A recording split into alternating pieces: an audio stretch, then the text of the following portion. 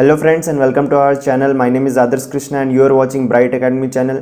Friends, आज के इस वीडियो में हम बात करेंगे TFW स्कीम के बारे में। आप लोगों ने कई बार TFW का नाम तो सुना होगा, सीट मैट्रिक्स के नोटिफिकेशन में या फिर काउंसलिंग के नोटिफिकेशन में या फिर एप्लीकेशन फॉर्म के नोटिफिकेशन में, ठीक है।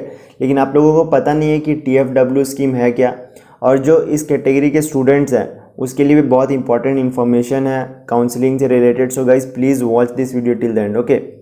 बेसिकली TFW मतलब होता है ट्यूशन फ़ी वेवर। तो ये एक तरह से ट्यूशन फ़ी वेवर स्कीम है उन स्टूडेंट्स के लिए जो कि इकोनॉमिकली बैकवर्ड हैं या फिर जिनका जो फैमिली कंडीशन है, वो इकोनॉमिक कंडीशन है फैमिली का, वो अच्छा नहीं है, ठीक है।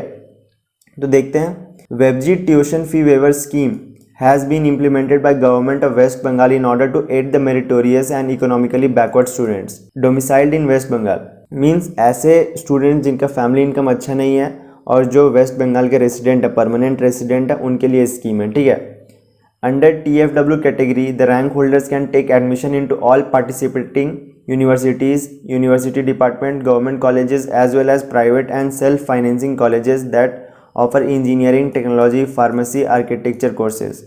यानी कि जो इस स्कीम के अंडर एडमिशन लेंगे वो सारे कॉलेजेस में एडमिशन ले सकते हैं जो कि ऑफ़र की जाती है आपके वेबजी काउंसलिंग के अंडर, ठीक है। WBJE काउंसलिंग के अंडर जो भी कॉलेजेस ऑफ़र किए जाते हैं उनमें ये एडमिशन ले सकते हैं, ठीक है। तो सबसे पहले हम लोग जानते हैं कि कौन कौन से स्टूडेंट्स एलिजिबल हैं इसके लिए। तो देखिए, जो आपका टोटल फैमिली इनकम होना चाहिए, टोटल एनुअल फैमिली इनकम, वो 2.5 लाख से कम होना चाहिए पर एनम, तभी आप इस स्कीम के लिए एलिजिबल हो। और इसको आप काउंसलिंग के टाइम अवेल नहीं कर सकते अगर आपने एप्लीकेशन फॉर्म भरते समय अपना फैमिली इनकम 2.5 लाख से कम दिया होगा, तभी आप काउंसलिंग के टाइम इसे अवेल कर सकते हैं, वरना अवेल नहीं कर सकते आप इस स्कीम को, ठीक है। तो जो इसमें लिखा हुआ है, the total annual family income of the student from all sources should be less than 2.5 lakhs rupees 2,50,000, okay. The students must be a domicile of West Bengal. The domicile certificate has to be produced during the admission and counseling. तो आपको waste Bengal का permanent resident होना है, ठीक है। और कुछ भी इंपॉर्टेंट पॉइंट्स इसके बारे में वो देख लेते हैं। It must be noted that as per TFW scheme for all the government as well as private and self-financing engineering, technology, pharmacy colleges, a maximum of 5% of the sanction intake per course is available on supernumerary basis, okay। तो जो TFW category के students हैं उनके लिए बस 5% seat sanction किया गया है, वो उसी में एडमिशन ले सकते हैं इस स्कीम के अंडर, ठीक है। और इस स्कीम के लिए स्टूडेंट्स का सिलेक्शन कैसे होगा? सिलेक्शन होगा आपका मेरिट बेसिस पे, जिसका जो रैंक अच्छा रहेगा उसको मिलने के ज़्यादा चांसेस है आपको TFW स्कीम के अंडर एडमिशन, ठीक है। तो सेकेंड पॉइंट में वही लिखा हुआ है, the selection for the students under TFW scheme is decided according to the merit and preference of eligible candidates in WBJE। मैंने आपको पहले ही बताया कि आपको डोमिसाइल होना है वेस्ट बंगाल का, ठीक है। एक और मेन पॉइंट है आपका, the waiver is only limited to the tuition fee only, ठीक है। ये जो आपको फीस में माफ़ी मिलेगी वो सिर्फ ट्यूशन फ़ी में मिलेगी। आपका जो भी हॉस्टल फ़ी या फिर मेस फ़ी होगा वो आपको खुद से पे करना पड़ेगा, ठीक है। मीन्स जो कॉलेज का फ़ीस है आपको उसी में माफ़ी मिलेगी, ठीक है। And all other fees have to be paid by the beneficiary. अब हम देखते हैं कि आपको काउंसलिंग के टाइम क्या क्या ज़रूरत पड़ेगा TFWS कैटेगरी के अंडर। आपको अगर एडमिशन लेना है तो आपको कौन कौन से डॉक्यूमेंट सबमिट करने पड़ेंगे, ठीक है। तो पहले पॉइंट में आपको लिखा हुआ है, TFW rank holder must submit income certificate in case a candidate is unable to upload an acceptable income certificate. Important है, acceptable income certificate. Then he shall not be allotted any seat under TFW category. The system will automatically put him her in general category.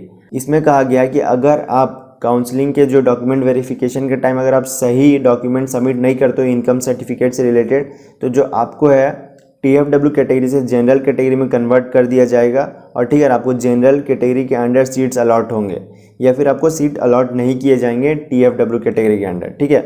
तो आपको सही income certificate बनाने के लिए क्या करना है? आपका देखिए, आपको जो इनकम सर्टिफिकेट बनाना है वो कुछ सर्टेन ऑथोरिटीज़ जो बोर्ड ने इनलिस्ट किया है उससे बनवाना है, ठीक है। वो कॉम्पिटिटेंट अथॉरिटीज से आपको बनवाना है। जैसे कि जो पहला है, an officer of the state government in the rank of assistant secretary और अबव इन स्टेट और सेंट्रल गवर्नमेंट। सेकंड आप बनवा सकते हो डिस्ट्रिक्ट मजिस्ट्रेट से या फिर एडिशनल डिस्ट्रिक्ट मजिस्ट्रेट से, सब डिविजनल ऑफिसर से और ब्लॉक डेवलपमेंट ऑफिसर से। और कुछ इसमें और भी लिखा है कि आप कहाँ से बनवाओगे तो आपका जो इनकम सर्टिफिकेट है वो एक्सेप्टेबल नहीं रहेगा, उसको भी देख लेते हैं। नोट में आपका लिखा हुआ है, the income certificate issued by an elected people's representative such as municipal commissioner, councillor of municipal corporation, municipality, member of 3 tier panchayat system और GTA, MLA, MP are not acceptable for WBJE 2020। अगर आप इन जगह से अपना जो इनकम सर्टिफिकेट है वो issue करवा के लाते हो तो आपका जो इनकम सर्टिफिकेट है वो नॉन एक्सेप्टेबल रहेगा, ठीक है। और भी आपको यहाँ पे बता देता हूँ, जो सेकंड पॉइंट में यहाँ पे लिखा हुआ था, TFW seats are shown as separate choice for every institute और ब्रांच वेयर एवर एप्लीकेबल। जब आप काउंसलिंग के टाइप अपना चॉइस फिलिंग करोगे तो जो आपका TFW का सीट्स है वो आपको सेपरेटली शो किया जाएगा और आपको सेपरेटली इसके लिए फिल करना पड़ेगा। अगर आप TFW सीट्स के लिए फिल नहीं करते हो तो आप इसके लिए एलिजिबल नहीं रहोगे, आपको इसमें सीट का अलॉटमेंट नहीं होगा, ठीक है। आपको नॉन TFW में सीट का अलॉटमेंट होगा। और अगर आपको अलॉटमेंट हो जाता है तो आपको सीट को एक्सेप्ट करने के लिए 5000 रुपीज़ पे करना पड़ेगा। ये आपका सीट एक्सेप्टेंस फ़ी है, ओके। अब यहाँ पे एक और इम्पॉर्टेंट चीज़ है कि जो आपका इनकम सर्टिफिकेट है वो कैसा होगा, उसका भी जो फॉर्मेट है वो बोर्ड ने स्पेसिफाई किया है, जिसको भाई हम डिस्कस करेंगे, ठीक है।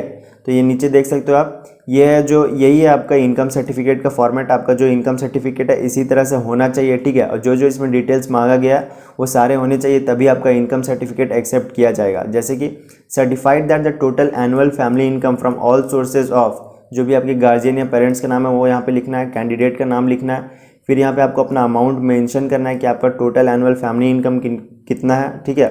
फिर आपको कैंडिडेट का सिग्नेचर, कैंडिडेट का फ़ोटो सबमिट करना और आपका जो भी सर्टिफाइंग अथॉरिटी है उनका यहाँ पे सिग्नेचर रहना चाहिए, ऑफिस का सील रहना चाहिए, तभी आपका इनकम सर्टिफिकेट एक्सेप्ट किया जाएगा, वरना एक्सेप्ट नहीं किया जाएगा और आपको TFW जो कैटेगरी है उसके अंडर सीट्स अलॉट नहीं किए जाएंगे, ओके। सो गाइज, इस वीडियो में हमने बात की TFW स्कीम के बारे में और हमने जाना कि कौन कौन से स्टूडेंट्स इस स्कीम के लिए एलिजिबल हैं और आपको कौन कौन से डॉक्यूमेंट सबमिट करने पड़ेंगे इस स्कीम के अंडर एडमिशन लेने के लिए।